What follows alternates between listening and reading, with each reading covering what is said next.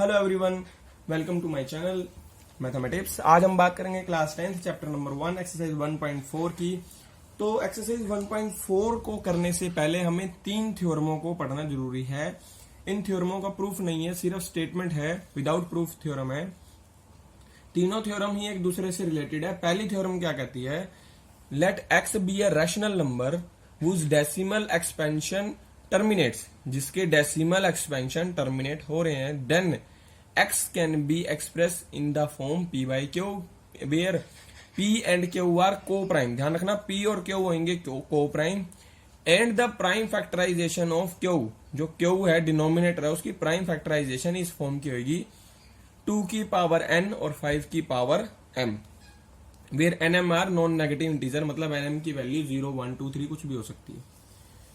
अब जो next theorem है वो इसी का कन्वर्स है कि x is equal to p by q कोई रैशनल नंबर है और उसके प्राइम फैक्टराइजेशन जो क्यू के हैं वो इस फॉर्म के हैं 2 की पावर n और 5 की power m, where n m are non negative integer, then x has a decimal expansion. x के पास एक डेसिमल एक्सपेंशन होगा जो क्या होगा? टर्मिनेट होगा, टर्मिनेट डेसिमल एक्सपेंशन।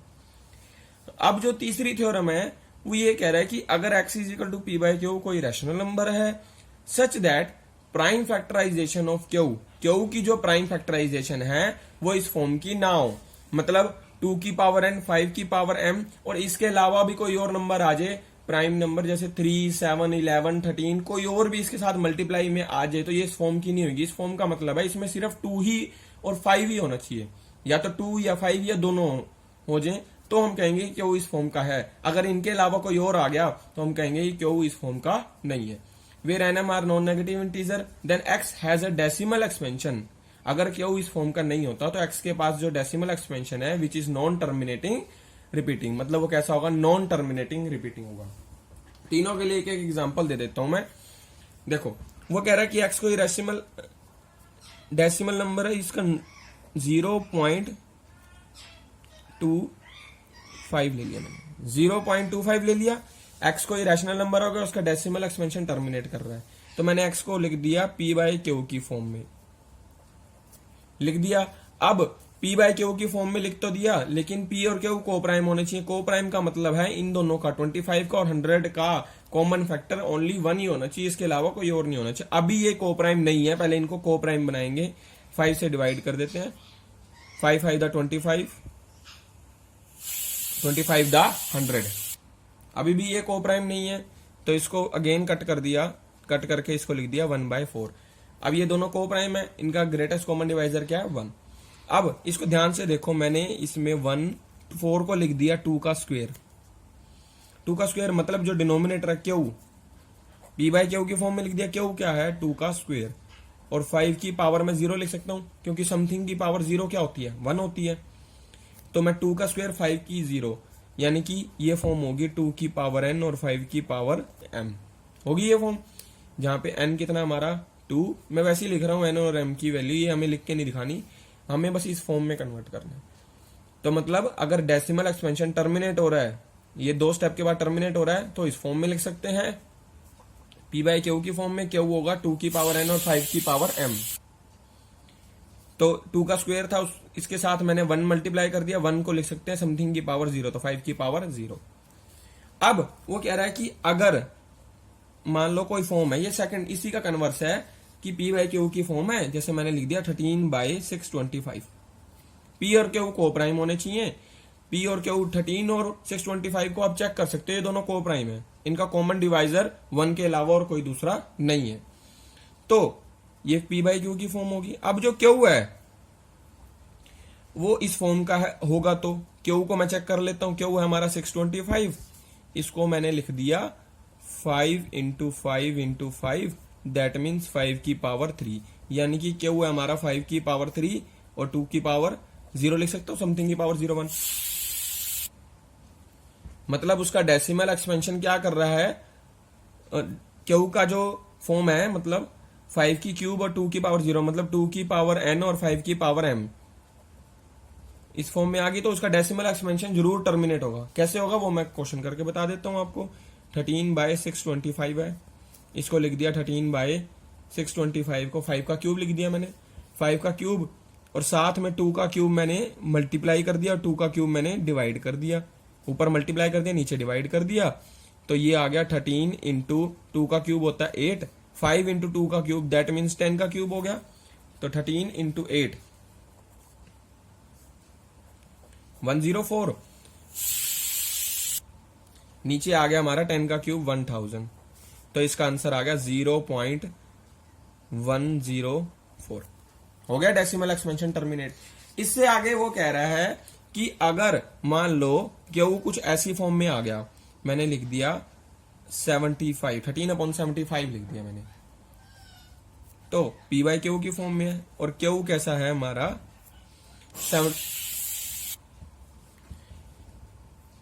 75 ले सकते हो या कुछ और भी नंबर ले सकते हो, 75 की जगह मैंने ले लिया 150 ले लिया, तो क्यू लिख लिया 150, 150 को मैंने लिख दिया 5 3 दा 15, 15 इंटू 5 इंटू 2, तो ये लिख दिया 2 की पावर 1, 3 की पावर 1 और 5 की पावर आ गई 2।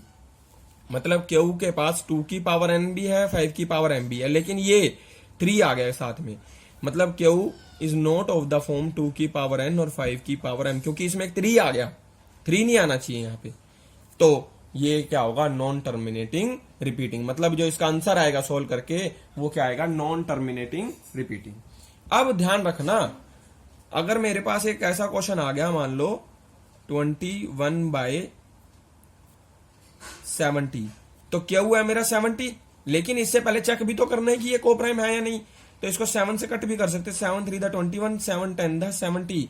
अब देखो इसको मैंने लिख दिया 3/10 को लिख दूंगा 2 इंटू 5, यानी कि 2 की पावर n और 5 की पावर m हो गया, दैट मीन्स ये जरूर कैसा होगा terminating decimal expansion, because Q is of the form 2 की पावर n और 5 की पावर m।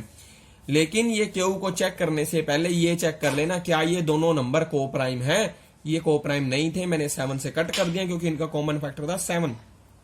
कट करने के बाद अब चेक करो क्यू इस फॉर्म का आ रहा है, पहले अगर चेक करते तो क्यू आता 7 इंटू 2 इंटू 5, जो कि रॉन्ग होता हमारा।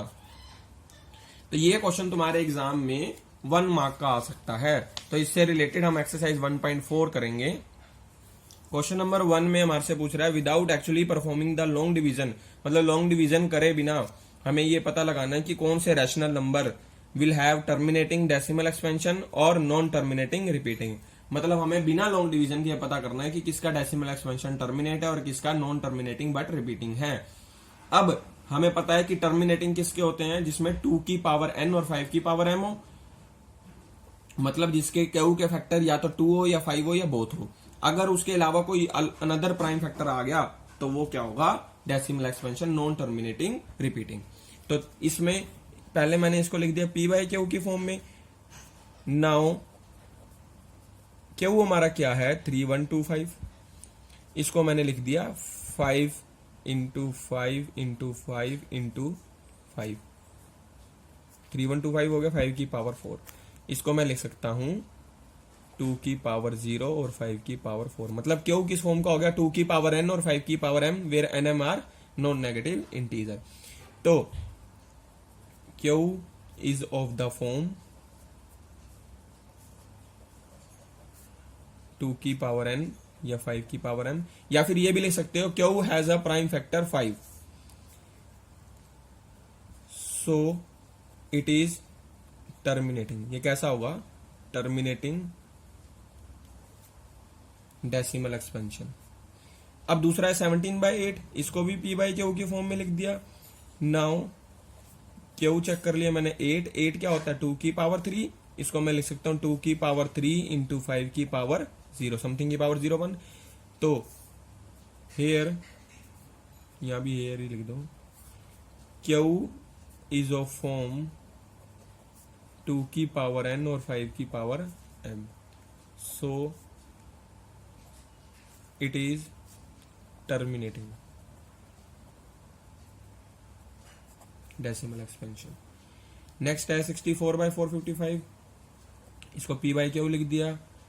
नाउ क्यू जो डिनोमिनेटर हमारा वो है 455, इसको प्राइम फैक्टर में कन्वर्ट करेंगे तो 455 लिख दूंगा मैं 3 पे पहले कर लेते हैं 3 पे नहीं जाएगा, 591 7 इंटू 13 591 और ये हो गया, ठीक है। तो ये हमारे क्या आ गया, is not of the form.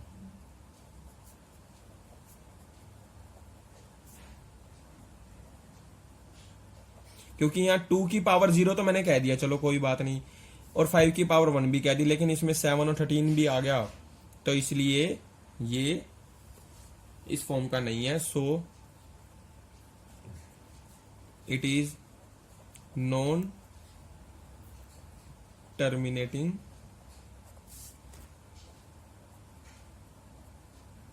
Repeating. ध्यान रखना, मैंने इन सब में पी और क्यू को पहले ये देखा कि क्या वो कोप्राइम है। ये सारे के सारे जो एग्जांपल थे अभी तक किए हैं, इन सब में पी और क्यू आपस में कोप्राइम है, इनका कॉमन डिवाइजर सिर्फ 1 है। लेकिन इसमें चेक करो, पहले इसको थोड़ा कट कर लेते क्योंकि ये कोप्राइम नहीं है। 15 और 1600 का कॉमन डिवाइजर 1 के अलावा 5 भी है, नजर आ रहा है। तो इसको मैंने कट करके लिख दिया, 15/1600 को मैंने लिख दिया 5 3 दा 15, 5 पे कट कर दिया।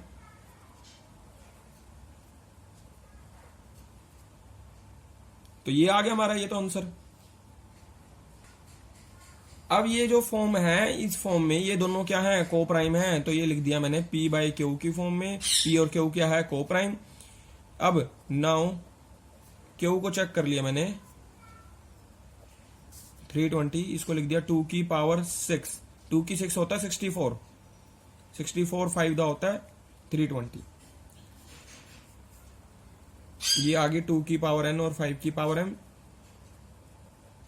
Hair Q is of form 2 की पावर n और 5 की power m, so it is terminating. पहले चेक करना है कि वो दोनों कोप्राइम है या नहीं है। नेक्स्ट है 29/343, ये क्लियरली दोनों कोप्राइम है, तो इसको लिख दिया P/Q की फॉर्म में। Q क्या है, 343, उसको लिख दिया 3 3 दा 9, 3 दा 27, 3 दा 81, 3 दा 343, 243। सॉरी, यहाँ पे जो नंबर है हमारा 343 था, मैंने इस नंबर को 243 समझ लिया। 343 जाएगा 7 पे, 7 7 दा 49, 7 दा 343, तो ये आ गया 7 की पावर 3। तो हमने कहा कि here Q is not of form 2 की पावर n, 5 की power m, so it is non terminating but repeating. ध्यान रखना, मैंने गलती से 243 ले लिया था, उसमें 3 की पावर 5 आ जाती, यहाँ 343 था।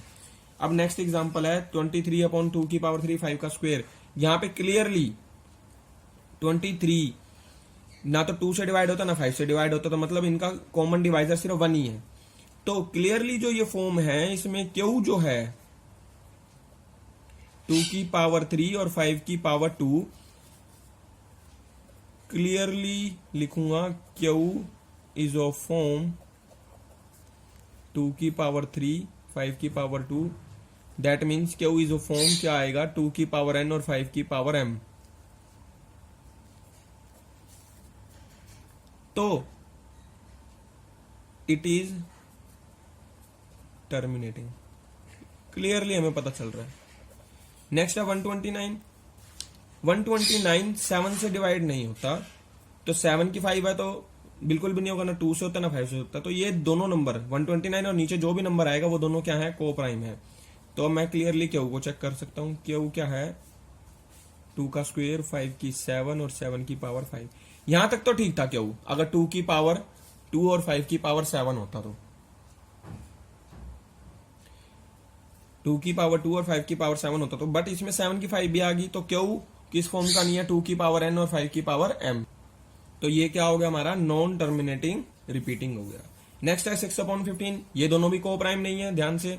तो इसमें मैंने पहले इसको कट करा, 3 पे कट कर दिया, 3 2 दा 6 और 3 5 दा 15। अब इसको लिख दिया P/Q की फॉर्म में। Q क्या है हमारा, 5 की पावर 1, यानी कि इसको मैंने लिख दिया 2 की 0 और 5 की 1। तो क्लियरली क्यू किस फॉर्म का, 2 की पावर n और 5 की power m। So it has a terminating decimal expansion. अब नेक्स्ट है 35/50। अगेन ये भी 7 से कट होगा ऊपर वाला, लेकिन नीचे वाला नहीं होता 7 से, 5 से कट हो जाएगा। 5 7 दा 35, 5 10 दा 15, p बाई क्यू। अब क्यू को हम देख लेते हैं। क्यू किस फॉर्म का है, 2 की पावर n 5 की power m। So it has terminating decimal expansion. Next है 77/210। ये दोनों भी को प्राइम नहीं नजर आ रहे, 7 पे कट हो जाएगा। 7 11 दा 77, 7 3 दा 21, 0 30 आ गया। अब क्यू को हम चेक कर लेते हैं। यहाँ पे क्यू को जब मैंने चेक किया तो क्यू था हमारा 30 लिख दिया, 2 की 1 3 की 1 और 5 की पावर 1, 2 3 दा 6 5 दा 30। अब Q is not of the form 2 की एन 5 की एम, क्योंकि मैंने पहले भी बताया था 2 और 5 के अलावा जैसे ही कोई अनदर प्राइम आएगा तो इस फॉर्म से हट जाएगा। सो it is non terminating repeating. अब इस क्वेश्चन के बाद हम करेंगे question number second. Question number second में हमसे वो कह रहा है कि write down the decimal expansion of those rational number in question number 1 above which have terminating decimal expansion. मतलब जिनके टर्मिनेटिंग है उनका हमारे को डेसिमल एक्सपेंशन लिखना है। कौन कौन से हैं टर्मिनेटिंग, हमारा पार्ट 1 2 और उसके बाद है पार्ट 4 और उसके बाद है हमारा 6 और उसके बाद है हमारा 8 9, ये सारे हैं, इनके आंसर लिखने हमें। तो ये हमारे वो पार्ट्स हैं जिनके डेसिमल एक्सपेंशन टर्मिनेट है। तो अब इसका अब आंसर कैसे करेंगे, इसकी 3125 को मैं लिख सकता हूं 5 की पावर 5 की पावर 5। अब हमने इसमें क्या करना है, 13/5 की पावर 5 में साथ में 2 की भी पावर, हमें इसको 10 बनाना है।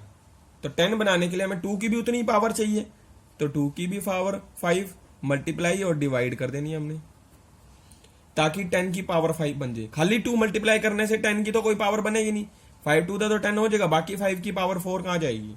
तो इसलिए 2 की भी सेम ही पावर चाहिए हमें।